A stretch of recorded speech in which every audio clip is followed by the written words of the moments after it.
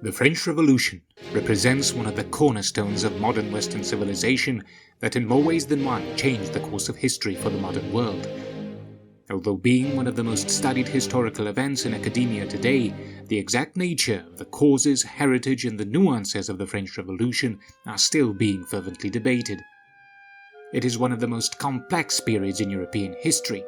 In a span of only 10 years, France would see the abolition of the centuries-old ancient regime of the French kingdom, the formation of a short-lived constitutional monarchy, the establishment of a first French republic, and the rise of one of the most influential men in history who laid the groundwork for the emergence of a French empire. And from such complexity, it is only natural for certain myths to take root in the minds of the general public. This video will tackle the issue of 3 such misconceptions.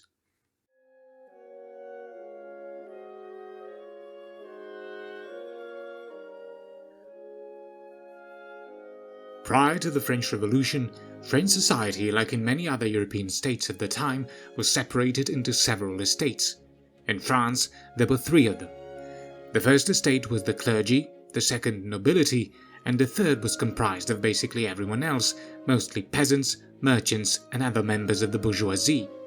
The first and second estate, although representing just 2% of the entire population of France, owned over 40% of French land. They were also almost completely exempt from taxation, and the clergy even imposed its own religious tax on the third estate, the commoners, called the tithe, that served the needs of the church. This unbalanced and unfair taxation system was one of the main causes that helped spark the French Revolution, together with France's ever-growing public debt produced by numerous wars years prior, and the famine of 1789 caused by overpopulation, severe winter, and poor administration. Calls for economic reforms became more prominent during this period, and because of this, King Louis XVI was forced to summon the so-called Estates General, a general assembly representing the aforementioned 3 French estates of the realm that served as an advisory body to the king.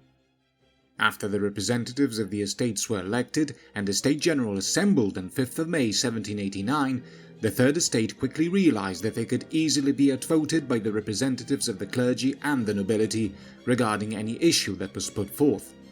Recognizing that they couldn't push for reforms that benefited them in a significant way, they decided to form a separate constitutional body that represented the needs of the majority in France, called the National Assembly, thereby sparking the flames of the French Revolution.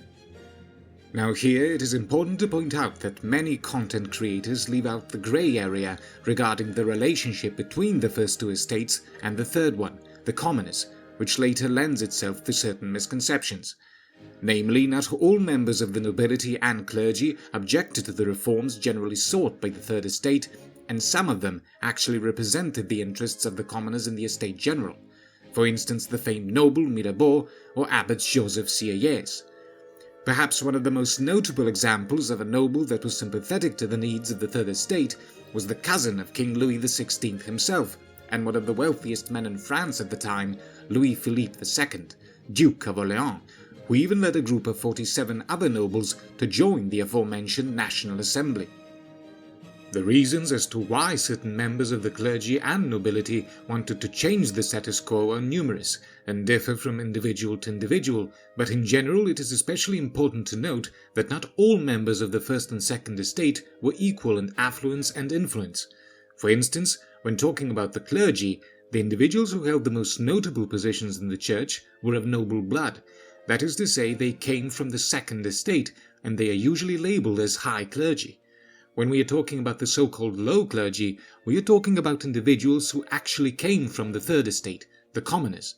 They usually didn't hold any high-ranking positions in the church, at least not when compared to the high clergy, but they were in general more directly involved in the daily lives of their local parishes and more sympathetic to the needs of the commoners. And it was precisely this low clergy that usually represented the interests of the Third Estate in the Estate General and later the National Assembly. When talking about the Second Estate, most of the nobility who did defect to the National Assembly came from our urban areas of France, whereas poorer provincial nobles tended to favour the monarchy to protect their position, which in some cases was the only thing separating them from the poorer strata of society. One other factor that helped bring together the interests of the first two estates and the commoners was the propagation of Enlightenment thought throughout France, but especially in Paris.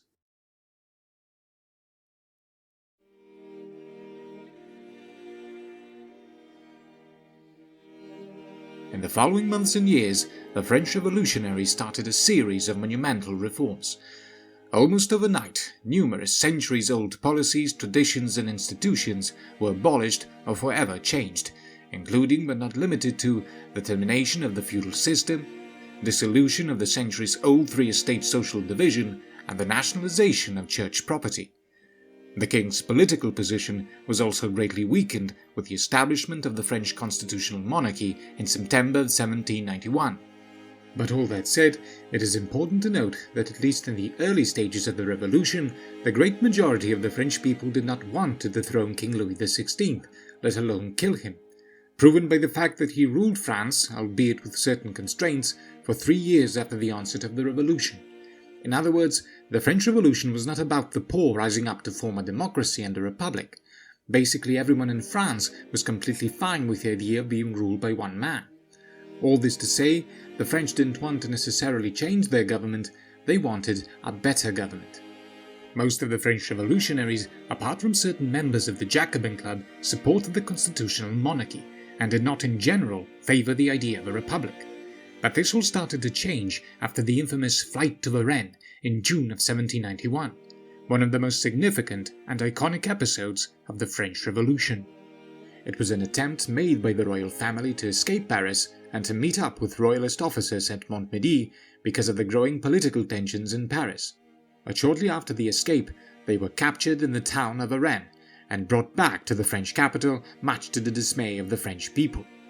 Up to that point, King Louis XVI was viewed by some as a well-intentioned ruler and by others as a pawn who could help legitimize the revolution. But the flight to Varennes was ample proof for many to conclude that he was an enemy of France. Following this event, support for Louis XVI started to wane, and the idea of a first French republic began to be more seriously considered outside of certain extremist groups such as the Jacobin political club. Little over a year later, with King Louis dethroned, the First French Republic was founded. In the following 2 years, in 1793 and 1794, a surge of strong anti-monarchist sentiment did appear in France during the so-called Reign of Terror.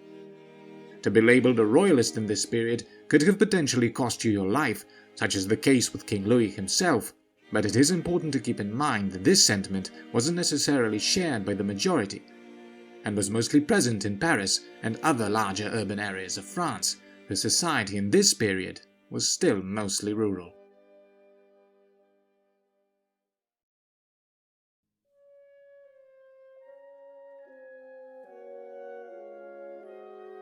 All of these events did not go unnoticed by the neighbouring European powers, especially Prussia and Austria, who issued the well-known Pillnitz Declaration in August of 1791, shortly after the escape to Varennes. The declaration stated that Austria and Prussia would declare war against France if the French revolutionaries continued to infringe on the powers of the monarchy. Although not an open declaration of war, this threat was used by certain French revolutionaries as pretext to actually declare war against the European powers on 20th of April 1792, leading to the War of the First Coalition. Although France emerged victorious in the end, the early stages of the conflict were disastrous for the French. The war would prove to have a great impact on the entire course of the French Revolution, and the paranoia it formed would instigate the infamous Reign of Terror.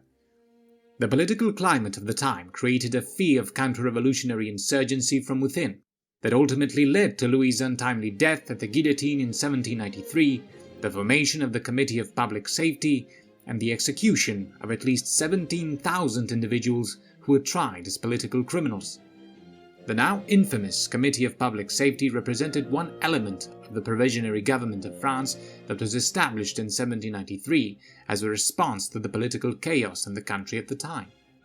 France was at war with the European powers, but the French government was also threatened from within. So-called federalist revolts were instigated throughout France as a response to the growing influence of the Jacobin Club and the centralization of power. Even a civil war rose in the more conservative and secluded region of France called the Vendée, because of unpopular religious reforms and massive national conscription enforced because of the ongoing war. Although Maximilien Robespierre was one of the more influential members of said Committee of Public Safety, it is false to assume that Maximilien had absolute control over the French government.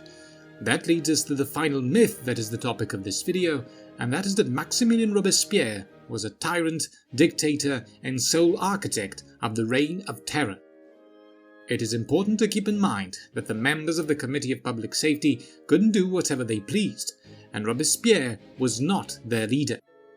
Namely, the committee needed the approval of the National Convention, the French Parliament at the time, to pass any decree. The committee had 12 members who were all strictly equal. That is to say, they had no leader. All the decisions needed to be approved by the majority.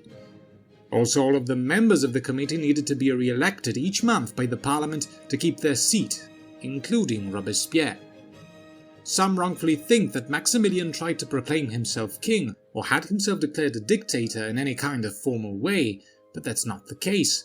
He held no special position other than one member out of the 12 on the Committee of Public Safety and at times the President of the National Convention. Maximilien had no power to kill anyone he wanted. It is true he supported the controversial reforms that simplified the judicial process in order to more quickly root out the political enemies of the government, but he couldn't single-handedly choose who should be branded as an enemy of the state.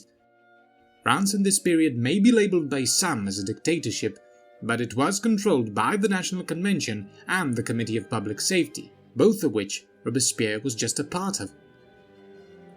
Today it can be said that the legacy of Maximilien Robespierre is a layered and controversial one, but it is generally accepted by historians that today's view of the man as a tyrant and psychopath is in part a consequence of propaganda that was spread by his political enemies following his execution.